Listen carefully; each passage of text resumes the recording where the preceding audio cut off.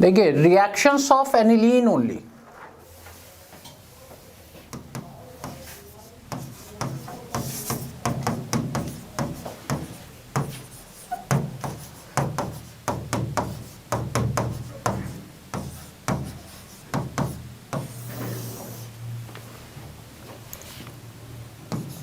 Number A halogenation.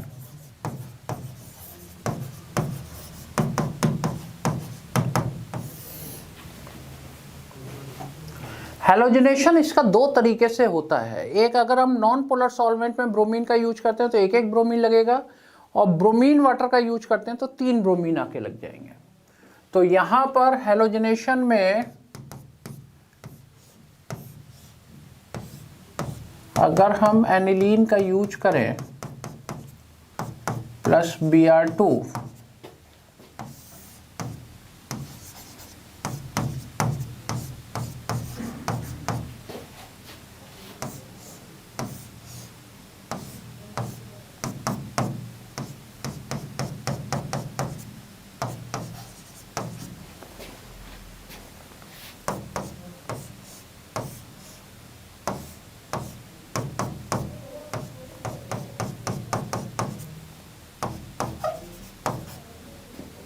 ऑर्थोब्रोमो aniline,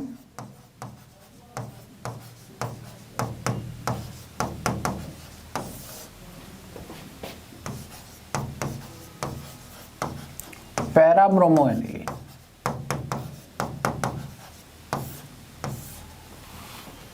orthobromo and parabromo aniline की formation होगी। और अगर मान लीजिए मैंने ब्रोमीन वाटर का यूज कर लिया, देखो फिनॉल में भी यही रिएक्शन होती है।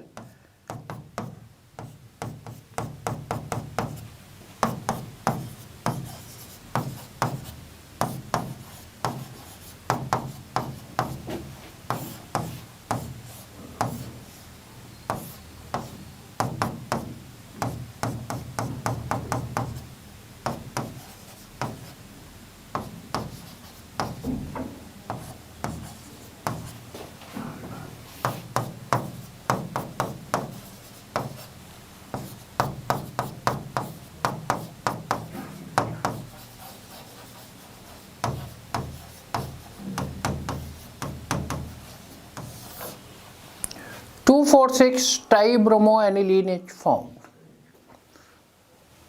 तो हैलोजनेशन, ये नॉन पोलर सॉल्वेंट में एक ही एक ब्रोमीन लगेगा, ब्रोमीन वाटर में 3 ब्रोमीन आके लग जाएंगे। नाइट्रेशन,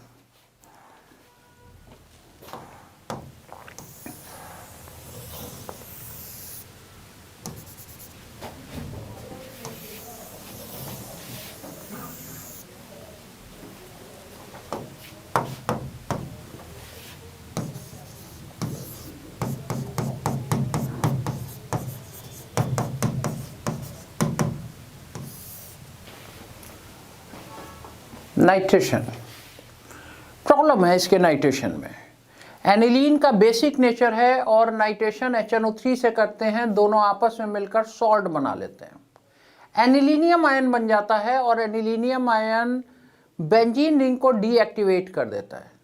तो अगर हम डायरेक्ट नाइट्रेशन करते हैं तो हमें फिर उसके हिसाब से NH3+ का स्ट्रॉन्ग माइनस आई इफेक्ट है, तो ऑर्थो पे सबसे कम इलेक्ट्रॉन डेंसिटी, फिर मेटा पे और फिर पैरा पे।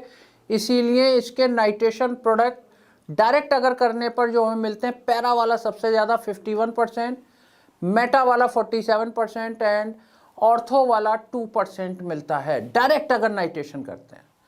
और मान लीजिए मुझे ऑर्थो एंड पैरा प्रोडक्ट ही चाहिए, तो हमें इनडायरेक्ट वे में जाना पड़ेगा। सबसे पहले NH2 ग्रुप को प्रोटेक्ट करना पड़ेगा by converting it into NHCOCH3 group. Acid analyte बना देते हैं, NHCOCH3 ग्रुप में कन्वर्ट कर देते हैं। उसके बाद नाइट्रेशन करिए तो ऑर्थो एंड पैरा पोजीशन पे आ जाएगा। उसके बाद हाइड्रोलिसिस करिए तो NH2 ग्रुप आ जाएगा, हाइड्रोलिसिस करिए तो NH2 ग्रुप आ जाएगा।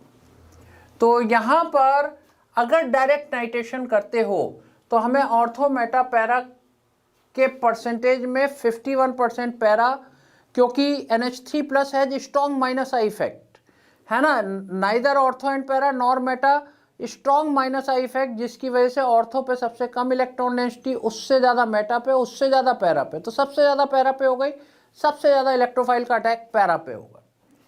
तो when aniline is reacted with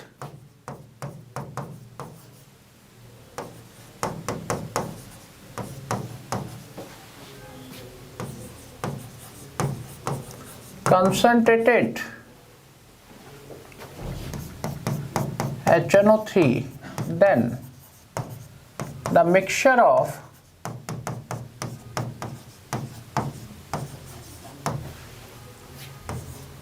orthonitroaniline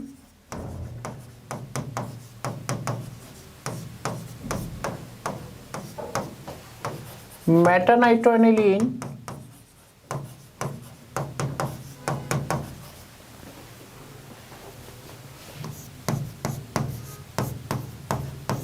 and paranitroaniline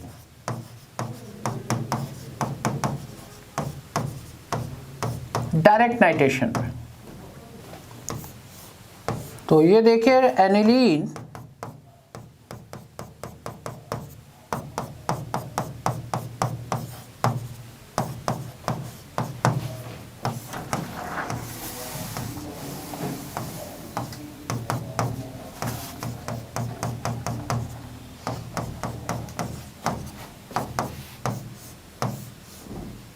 ऑर्थोनाइट्रो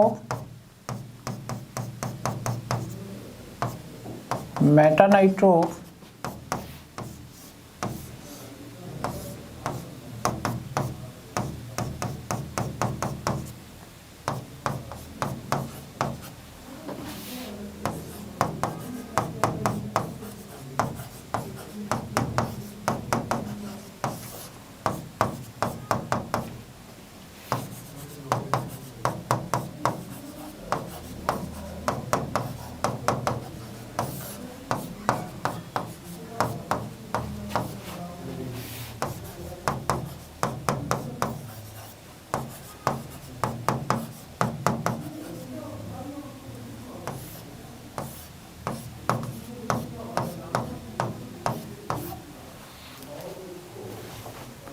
तो ये डायरेक्ट नाइट्रेशन पर तीनों का मिक्सचर बन जाएगा।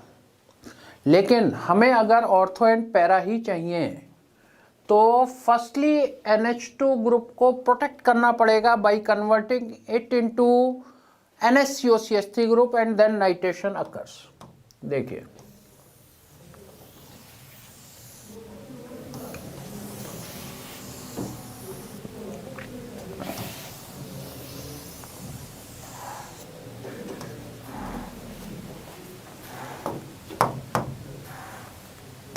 to get ortho and para product,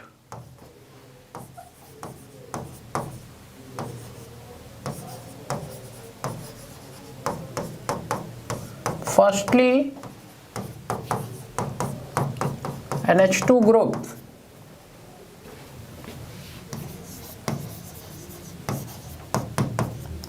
is protected by converting it into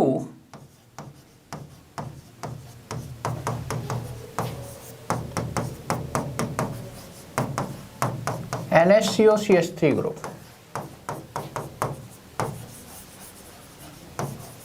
and then nitration occurs.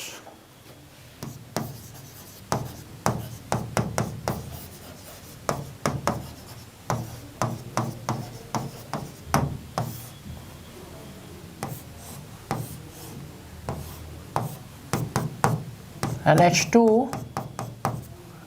इसका सबसे पहले एसिटाइलेशन करते हैं CH3COCl से, HCl निकल जाएगा।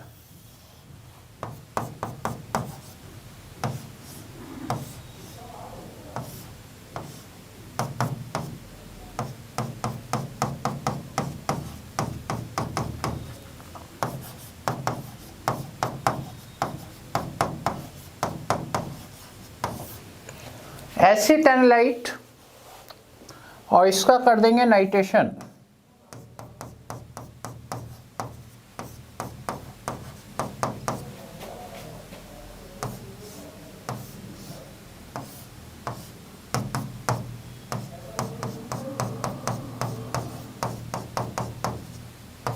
ऑर्थोनाइट्रो,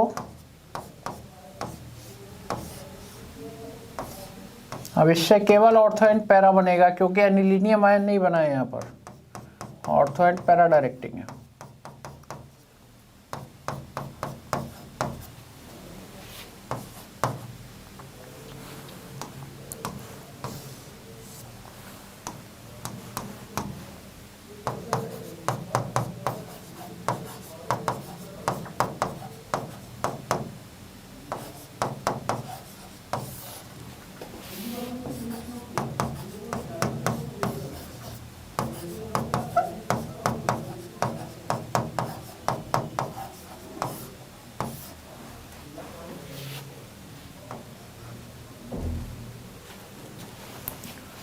अब देखिए इसकी कर देते हैं हाइड्रोलिसिस, ये बॉन्ड टूट जाएगा।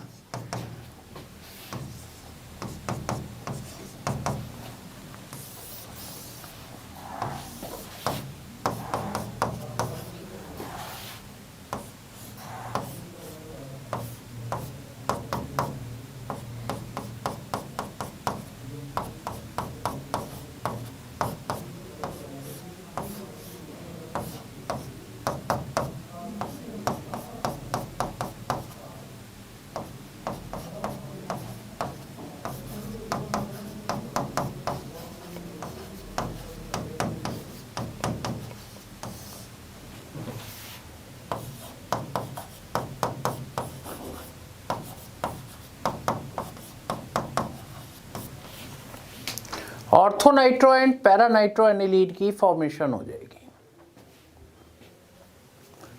तो ये इस तरीके से ऑर्थो एंड पैरा, इसमें भी अगर मेजर की बात करें तो पैरानाइट्रो एनिलीन होगा क्योंकि ये स्टीरिक हिंडेंस है यहाँ पर, तो इसका अमाउंट कम होगा, इसका अमाउंट ज़्यादा होगा। और नेक्स्ट हम करते हैं इसमें सल्फोनेशन। सल्फोनेशन की भी अपनी एक प्रॉब्लम है क्योंकि H2SO4 के साथ सॉल्ट बन जाएगा।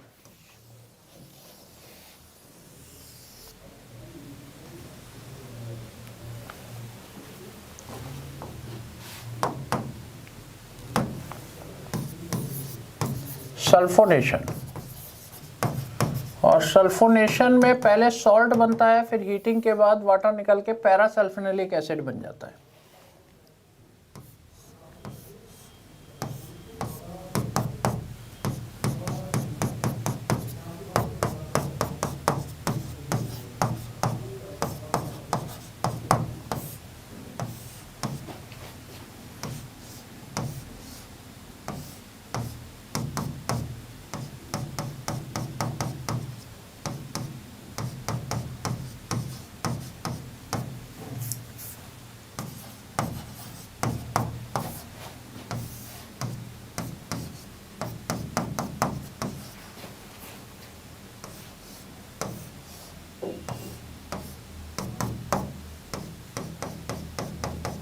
It forms parasulfonilic acid and further it is stabilized by the formation of Jutter ion. Jutter ion में ये H प्लस आयन ऊपर चला जाएगा और ये एग्जिस्ट करता है लाइक दैट, डाईपोलर आयन बन जाता है NH3 प्लस SO3 माइनस।